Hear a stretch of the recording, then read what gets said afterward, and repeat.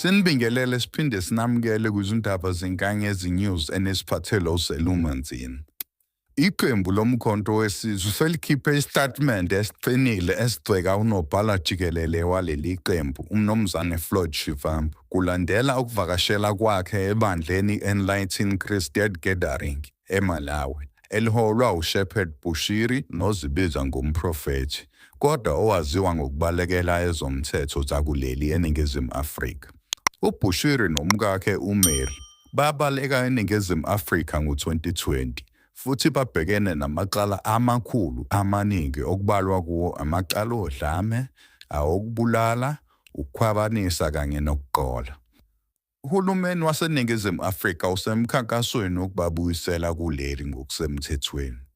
Ungqongqoshe wezobulungiswa uMamoloko Kubayi ugxeke kakhulu ukuvakashela kukaShivambu wakubiza njengokungahloniphi uhlelo lwezomthetho lwakuleli.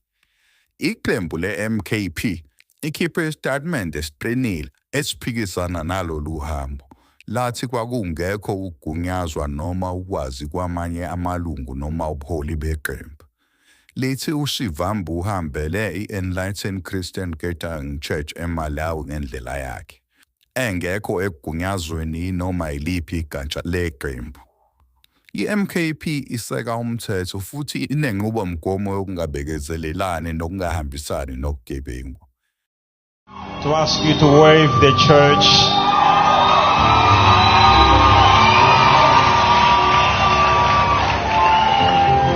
Thank you for.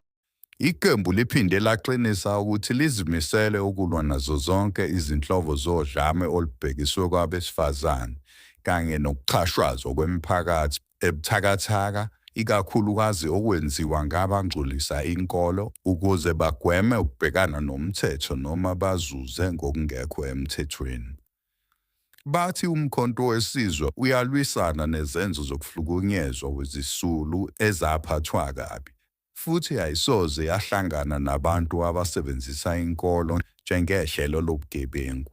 Baphinde basikhumbuza ukuthi owayengumongameli uJacob Zuma noma And this evening we are also privileged to worship together with one of the great and wonderful man I know who loves Africa and supports African affairs, religion, and more especially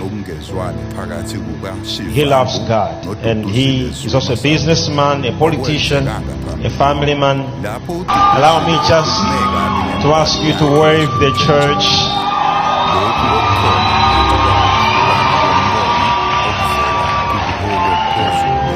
Thank you for ukhulumela umkhonto wesizwe phakathi uNtshamulo Njela akazange atholakale kwaze washaya isikhathi sokushicilela. I come from Zimbabwe, all the way from Zimbabwe to stand with my prophet. Now here in South Africa, I have a 7-roomed house staying for free because of this God of Major One. Yes. This time around, it's fire to fire. God must kill our enemies. No more stories. Yes. They took our speakers. They took everything because they are so xenophobic. They are so heartless. But we are not going to wait to tell God to kill